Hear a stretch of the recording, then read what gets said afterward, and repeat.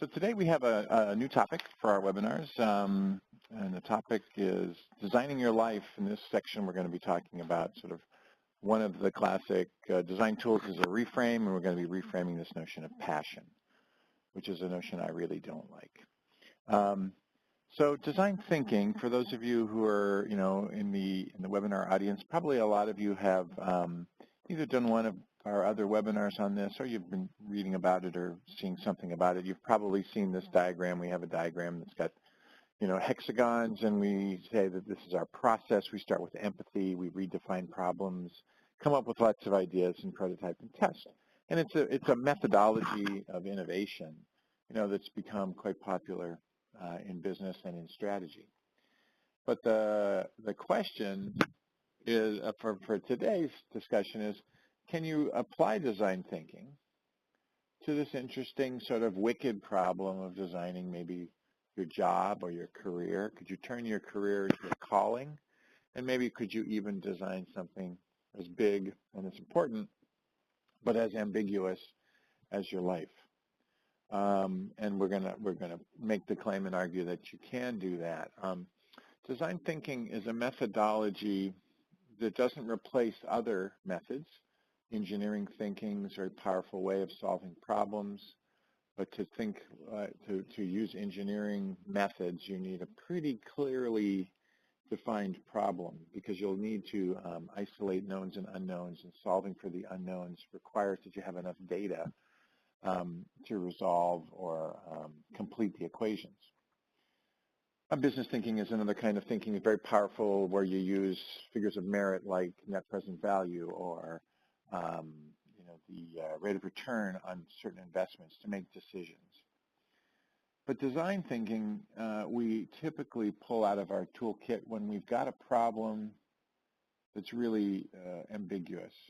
Want to design a new cell phone, and you could study users all day long. And if we were in the era of the Motorola Razr or flip phones, none of the user data, polls, focus groups, none of that stuff would ever have created an iPhone. iPhone is a sort of disruptive innovation, and that comes from a design team at Apple that really studied user behaviors, tested ideas rapidly, and then evolved the iPhone. If you remember reading Walter Isaacson's biography, not the new one, but the old one of Steve Jobs, he turned down the phone 3 times because it wasn't good enough. So whenever humans are engaged in the problem, whenever the problem is ambiguous, or what's called a wicked problem, that's actually a term that a couple guys at Berkeley came up with in the 70s. Wicked problems are problems that don't have a yes or no answer. They just have better and worse. Once you solve the problem, a new problem emerges.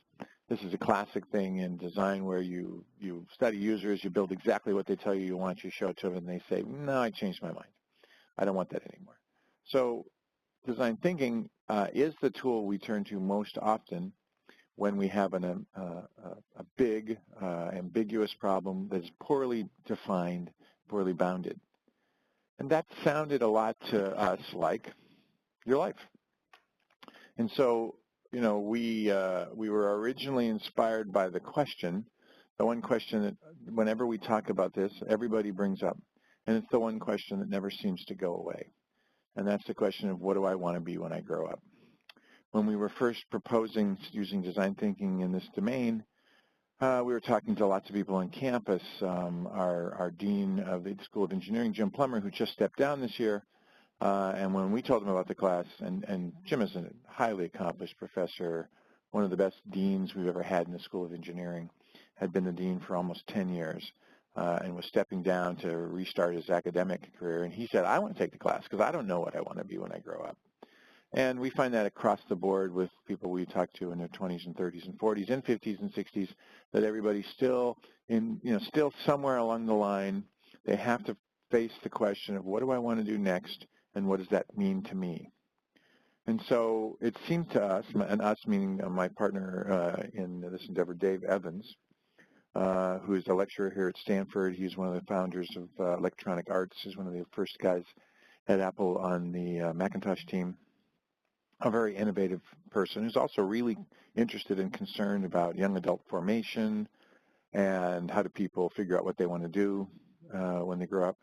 And he and I started down this path, and we created a thing we call the D-Life Labs, and we've been teaching these classes and sort of evolving this curriculum since about 2006. We started with a class called Designing Your Life, which was originally targeted at my senior students who were about to leave the university and face what we call the decision explosion. These are highly implemented students. They've been students, for 18 or 20 years of their lives. They worked hard, in elementary school to make sure they got into a good high school, and then they worked hard in a good high school to get into a school like Stanford. And then they picked a difficult major like engineering or computer science and accomplished that. But when they get to the end of their senior year, there are no more hurdles. You can delay the decision explosion with graduate school, but I refuse to write letters of recommendation for my students if the only reason they want to go to graduate school is so they don't have to think about what to do next. But they're highly accomplished at hurdle jumping, but there are no more hurdles at the end of their senior year, and so they face this, for the first time in their lives, really this notion of having to make decisions in uncharted waters. After that class became quite successful, just had an article in Fast Company about this class. We were asked to do a class for freshmen, which is called Designing Your Stanford. We now do a class for master's students and PhD students called Designing the Professional. And off campus, we run a mid-career workshop for people in their 30s, 40s, 50s who are working on this problem. And I got to say, of all the class, this was just a side project for me. In addition to this is mostly just what I was doing just to help my seniors, so I didn't have to do this in office hours. My main job is to run the design programs where we give degrees in design, and most of the students taking these classes are not design students. But I'd have to say the results have been rather amazing. This is the one class now I get from the students from 2006, 2007, 2008. I get emails all the time from people saying, I'm still using the Designing Your Life tools and techniques. I'm designing, my first job was fantastic. My second job is going to be even better.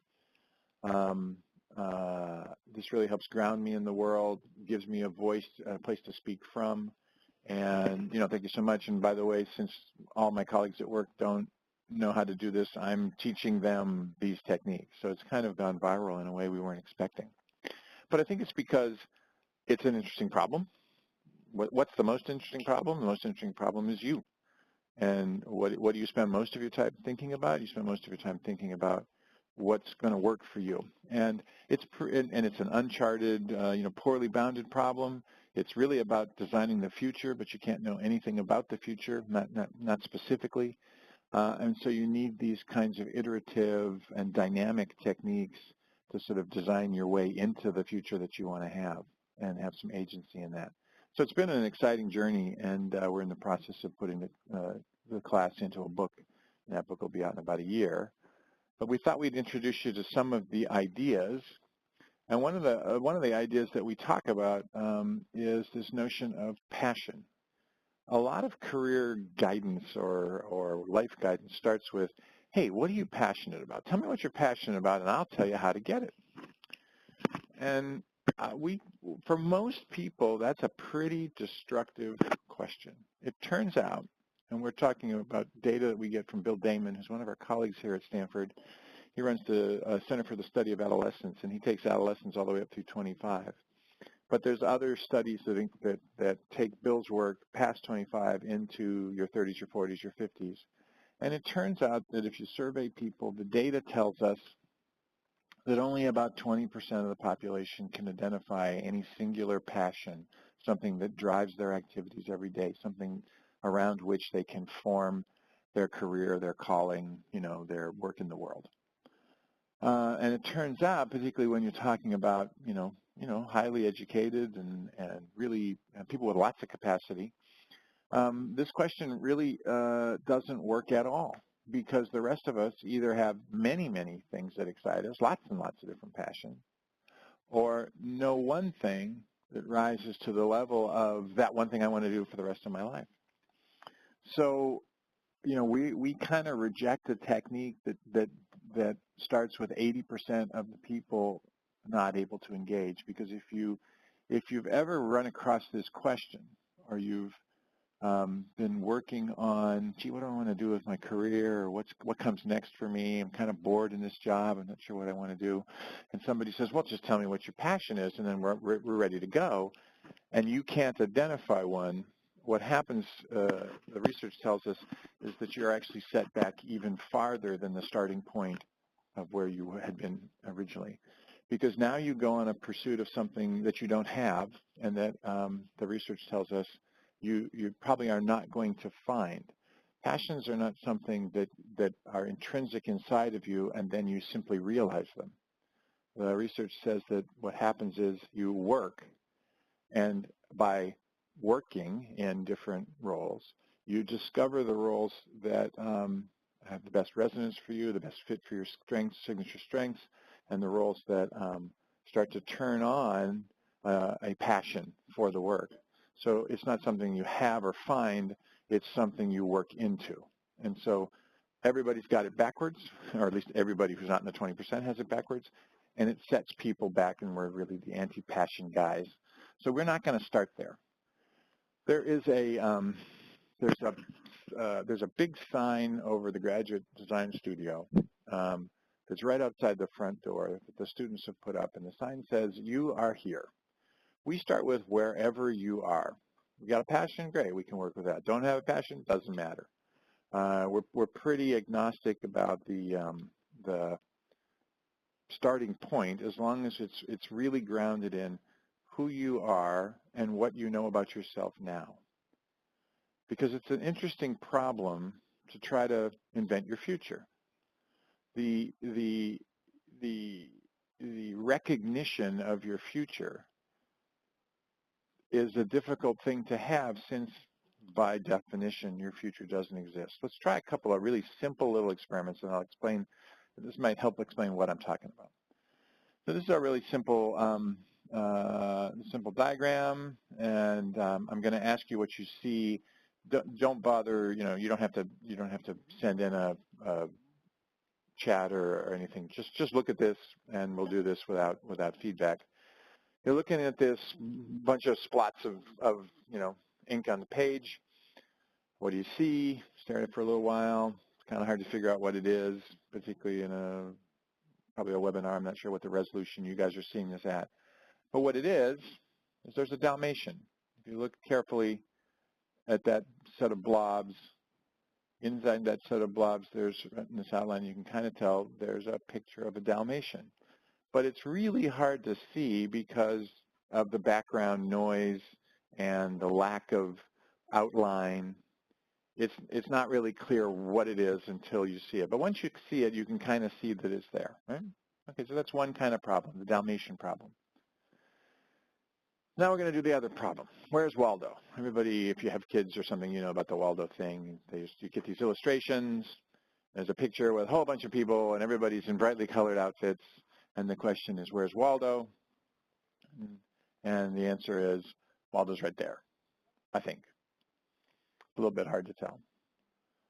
But these are really different puzzles. And the question I want you to ask yourselves, how does the Dalmatian puzzle differ from the Waldo puzzle? Right? In the Dalmatian case, you had no idea what you were looking for. And it only became obvious once you saw it, right? Once someone pointed out to you, oh, see this little cluster of black and white spots? If you look at it just right, you'll see the Dalmatian. So in the Dalmatian case, you had no idea what you were looking for, and you pattern matched until something fit, and then that became the Dalmatian. But once you saw it, it was really quite simple to see it again. The Waldo puzzle is quite different. You know exactly what you're looking for. You're looking for this guy that looks like Waldo. And then the only thing you have to do is very carefully scan the picture to match the image of Waldo. So this is exactly like finding your future, finding your place in the world. It's not a Waldo puzzle. Everybody tries to turn it into a Waldo puzzle. Oh, tell me what you're passionate about. Tell me what you're good at. Take this assessment, and and the assessment will say you should be an architect, or you should be a doctor, or you should be a garbage collector. It doesn't work that way, because it turns out, in most cases, there's a lot more you that could possibly be expressed than any of these assessments could indicate. And so we're looking into the future, and the future is this set of really interesting but ambiguous possibilities, and we're trying to see which one looks the most like me, or most like the Dalmatian. But we need a couple of different things for that to work, because we don't know exactly what we're looking for. It's not a Waldo. In the course of the class, we've developed a couple of different things. Suggesting is that the designing of your future is more like the Dalmatian puzzle than the Waldo puzzle.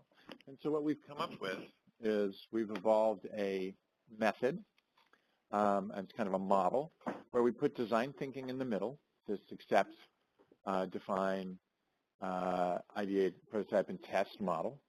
And below that, we put some discovery and support systems, some practices for making your life robust, ways of making decisions, that we call discernments, ways of finding mentors and putting in communities. These are things that support your investigation using design thinking about your life. And then above that, we put the meaning-making layer. People write a point of view, a work view, and a world view. And we combine those things with a series of exercises. We've got a bunch of different exercises in the class on meaning making. We do a worldview, design thinking, Odyssey years, a strengths quest, and other things. We do a whole bunch of things inside the design thinking layer, and networking, brainstorming, reframes, offers versus job, major career linkages, things like that.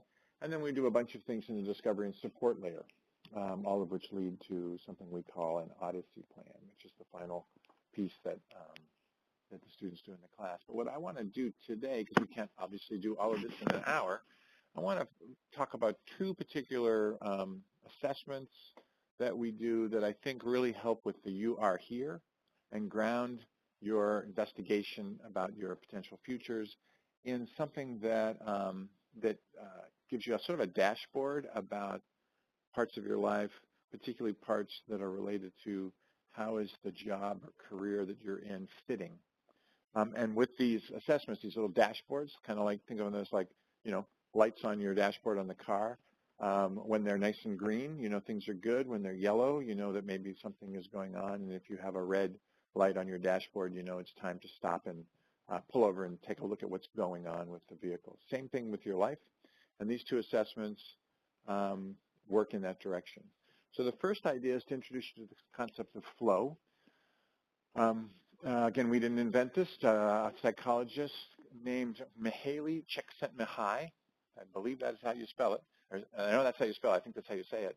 He's one of the early people in the positive psychology movement. He and Martin Seligman were two of the founders of the positive psychology movement. Positive psychology is just the study of healthy, thriving people to figure out what makes them that versus the study of people with psychosis.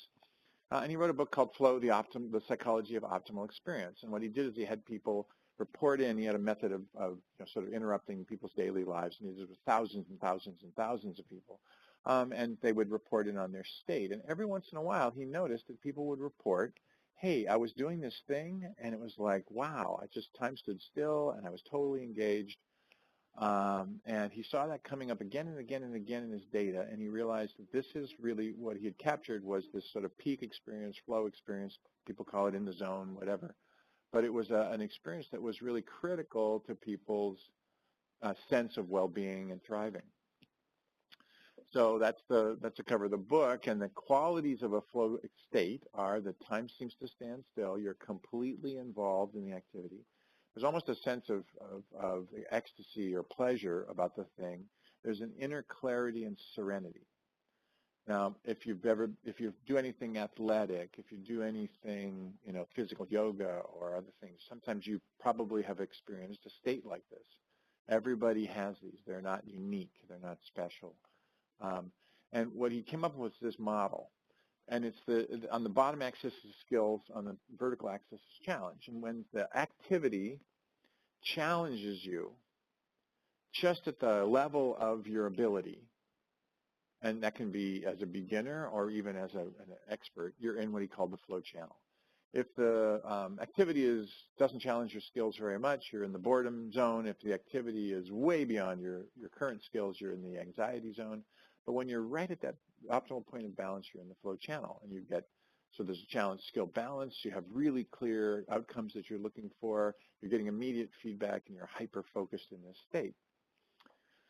So this is a really interesting state of being, and it's not necessarily about some extraordinary peak activity. You don't have to be climbing Everest to do this. I often find myself in flow states when I'm cooking. I enjoy cooking, just chopping an onion, just being right there, chopping that onion and getting it just right and making it perfect. The little 30-second flow state. Sometimes when I'm reading or researching or I'm putting together a new slide deck, I'll have a flow state of kind of really understanding exactly what it is I want to say. So you've probably experienced these as well. And here's the homework that we have people do, and I'd like you, if you're interested, I'd like you to take a look at this. I'd like you to keep what we call a flow journal for 1 week. And what you do is that just at the end of the day, find yourself a little book, a journal, just a couple of loose pieces of paper stapled together. And I want you to remember the day, walking through the day and saying, I got up this morning, I went to Starbucks, I came into the office, I had a budget meeting, whatever happened to you. Write down any observations you have of when you might have been either in a very calm and relaxed state or all the way into what you would consider a flow state. You can just tracking your experience and then sort of isolating the ones that you think might have been more flowy will, in fact, cause you to re-remember the day and sort of savor it a bit. And you will probably start to notice, if you do this for a week, that there are moments in every day when you discover, wow, I was totally engaged in that activity and I wasn't even really, I wasn't distracted, I wasn't multitasking, I was right on balance.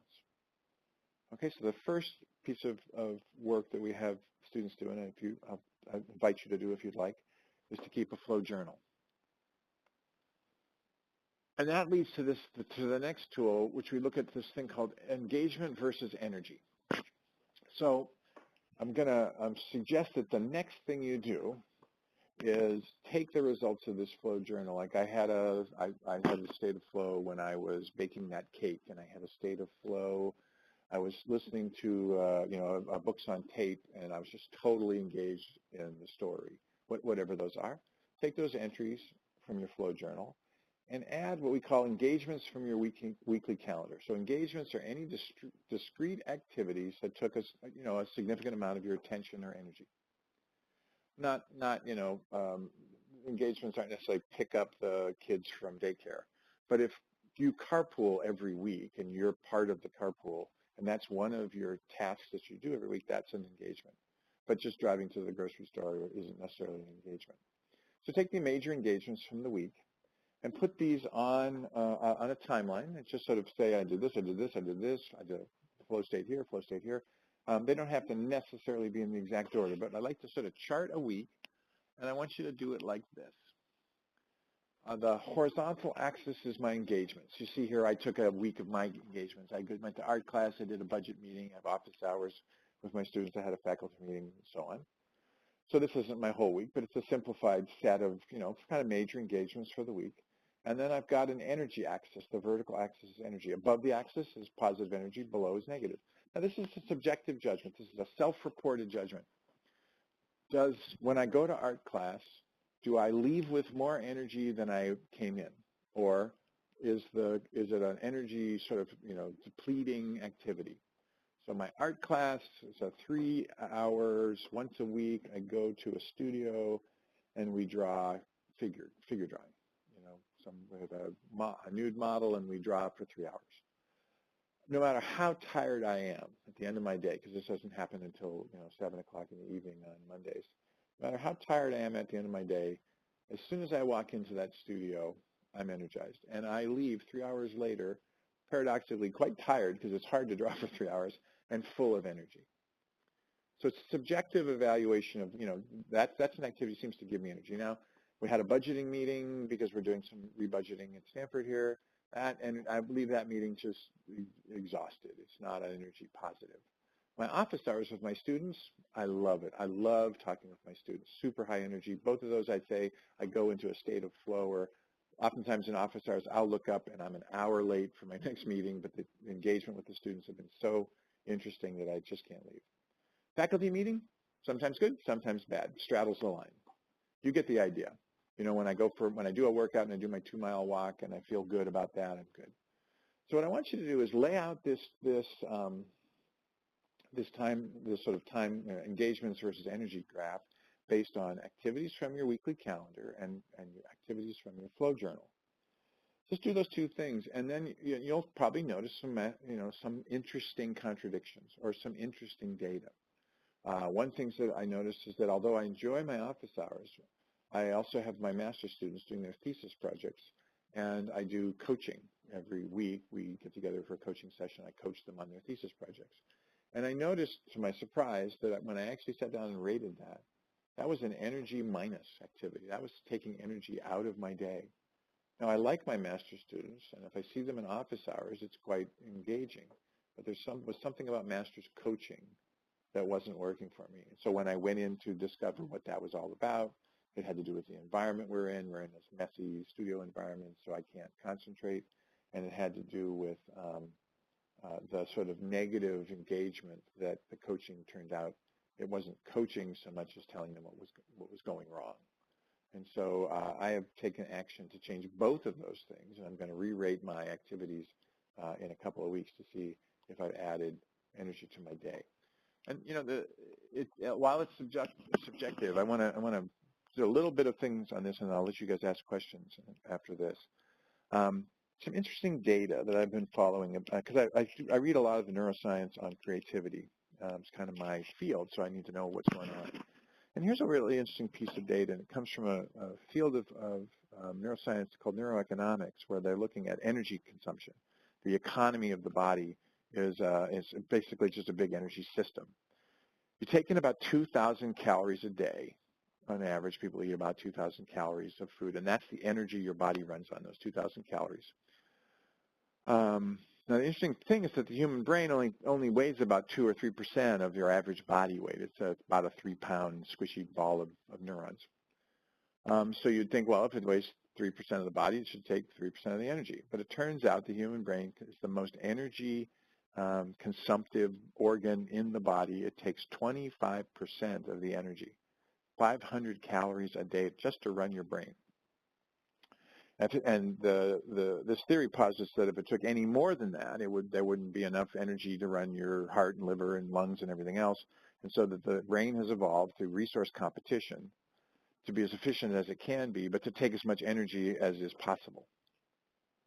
So what this tells me is that looking at what you attend to, what you literally pay attention to, what your reality is every day, what you do, what you see, what you think, and how you spend your attention is literally what you're spending the majority of your energy on. This is what all that food is being turned into. It's being turned into thoughts and actions and intentions. So by paying attention, by plotting this as a graph, it's bringing this data, which is very subtle, into our attention and allowing us to act on it in a way that we didn't have access to before. So it's a really interesting tool, and we find that when you do this, it's a huge opportunity to start to look at what is working in your life that satisfies you and what is working in your life that's pulling energy out of you, and to redistribute that in a way that works. My examples was, coaching my master's students. I'm doing that now in a completely new way. I've prototyped a new way to do it. We're going to do that for about 2 or 3 weeks, and then I'm going to relook at this energy graph and see what we get out of it. I'd really like to see the results of this exercise from you guys, and we have, hundreds of people, 474 people on this webinar right now, and probably another A couple hundred will watch it, not live, or listen to it not live. So I'd love it if people would actually take on the challenge of doing a one-week flow journal and just looking at a 1 week of your daily tasks. Lay them out in this energy versus engagement graph and email it to me. And for anybody who does that, we will send out a summary of all the submissions back to the people who participated, because I'm trying to get a larger data set on this tool to see what sort of patterns are revealed. Now, I'll just get the first week. Normally, we have people do this assessment once a month. I'll just get the first week, and maybe you can put any comments down of either anomalies or things that have become clearer to you by using this tool. So I'm interested in that as well. But I'm just also interested to see what the summary of, energy distributions are. Does everybody think budget meetings are boring? Does everybody love, coaching Little League teams? I don't know. I mean, I'm curious to see what will happen. You can certainly, we will certainly anonymize the data.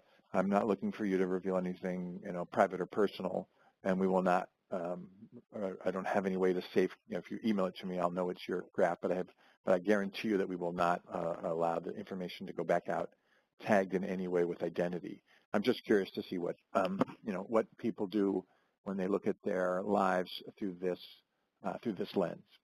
So the takeaways are: we actually do believe you can design your life. We have lots and lots of tools: gratefulness journal, empathy maps. We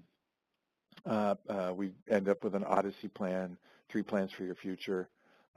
We really try to blow up the myth that passion is the starting point, because it doesn't work for most people.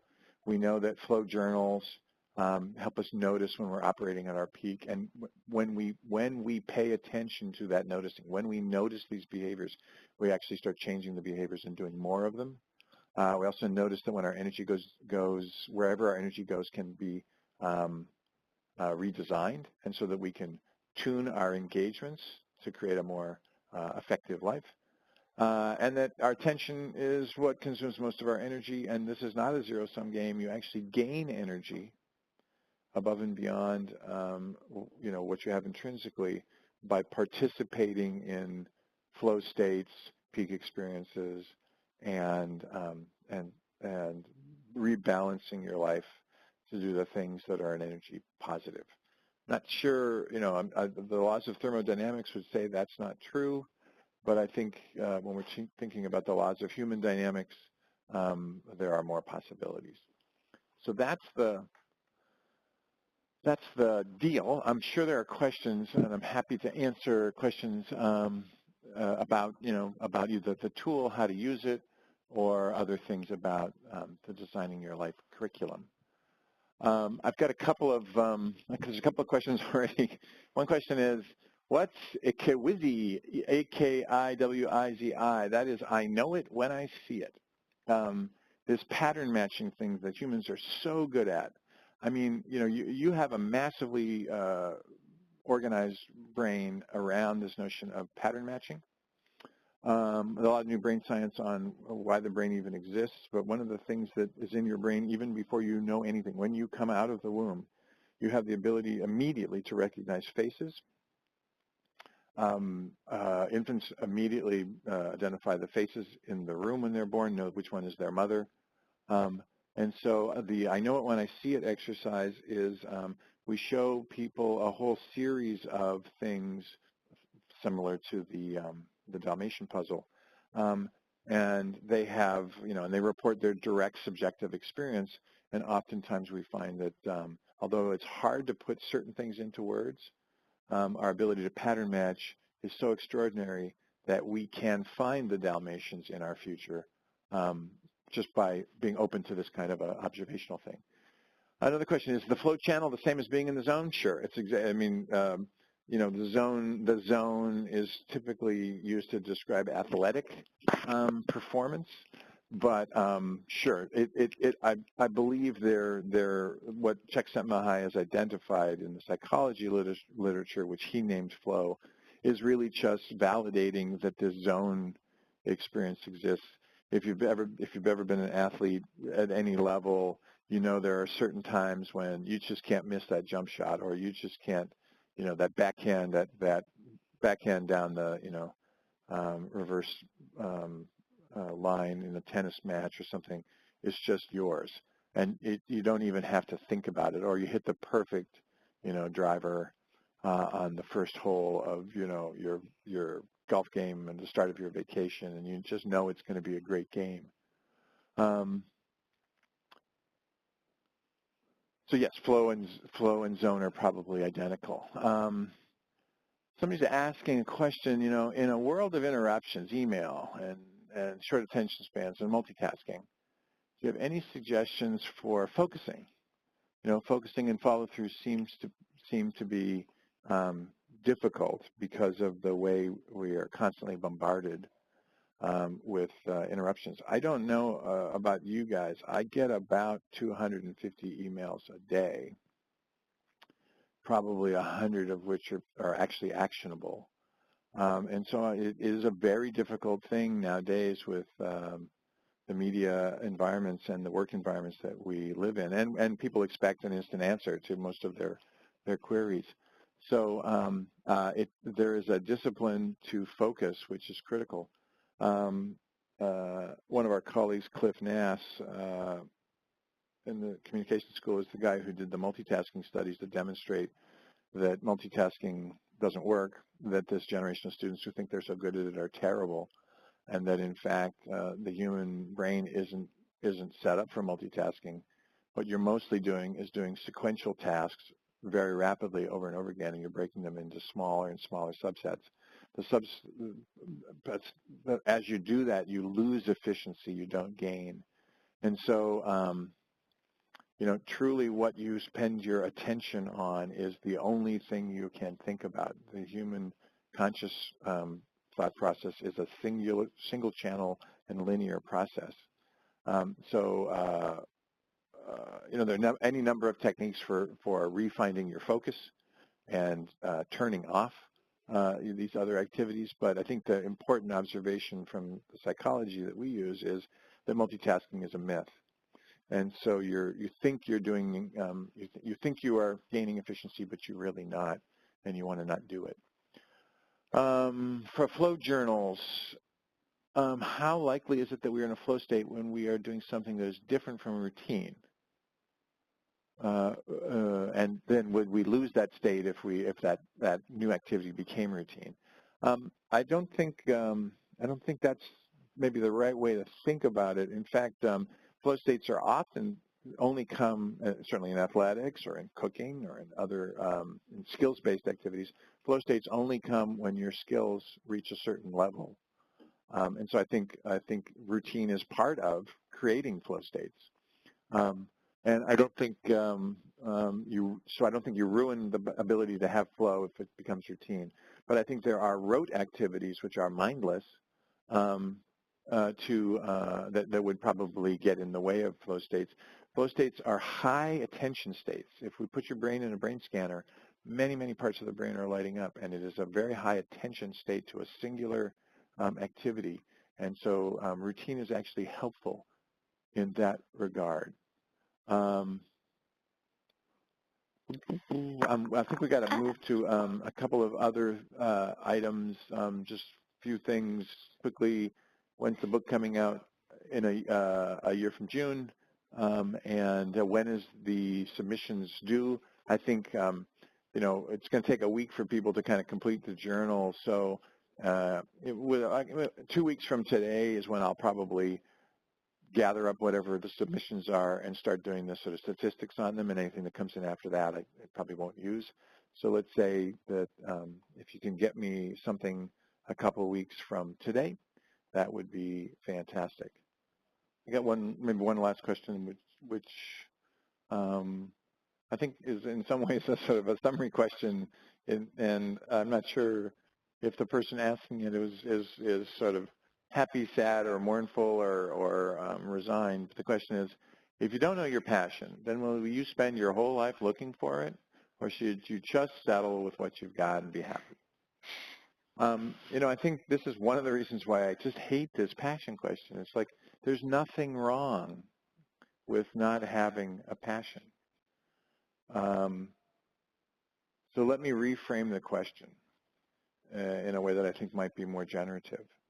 Of course, I'm looking to design a future in my job, in my life, with my friends, my family, my spouse, my relationships. I want it to be engaged. I want it to be creative. I want it to be exciting. All of those things are easily understandable, and you can navigate towards good outcomes in all of those. I can look at my energy map and decide that certain things just really suck energy out of me and I don't want them to be part of my job description anymore. And I can work over the next 6 or 12 months to sort of maximize the number of things I do in the job that utilize my signature strengths, that help me be more creative, and that add to my connections with my colleagues and my peers. So I can do those things, and I can do other things to manage the things that I do in my life to move towards creativity, towards engagement, towards the kinds of things that positive psychologists have shown us create, more of a thriving lifestyle. I need to be engaged. I need achievement. I need to be recognized for the work that I do. So once I'm aware of these things, I can start designing and prototyping small changes in my life to get the kinds of things more and more often. No one has a perfect life. No one has a life that it's not all hot fudge sundaes and stuff. Sometimes there's broccoli. Sometimes there's Brussels sprouts or whatever vegetable you don't like. I happen to kind of like Brussels sprouts now. They've gone through a resurgence in my diet. But I mean, there's always going to be stuff that's tough. But it's not about that. It's about resiliency. It's about having a sense of direction, which gives you a sense of purpose. Daniel Pink, in his book on motivation called Drive, said that, people work for autonomy, mastery, and purpose. Autonomy you give yourself. Mastery you create by working hard and developing skills. And purpose is what comes from an intentional design of your life. And so I don't think you're ever going to, never say I'm going to settle for what I have and be happy with it. But Martin Seligman, one of the other founders of the positive psychology movement, says, look, it's not about finding the perfect job. That's just not out there. It's about finding the job you can make perfect. And there's a whole thing we do in class around discernments. How do we know what we know? How do we know what our gut feelings are really telling us? How can we take our intuitive understandings and matching them up with our explicit rational understanding and come up with a way to discern what's the right path for me forward? It's hard work, but all that information is available to you, and so we're really committed to what can you do, what's the next step after that, because if you work on the job you can make perfect, and you employ this sort of attention to these kinds of outcomes, our experience is you get what you plan for, you get what you design.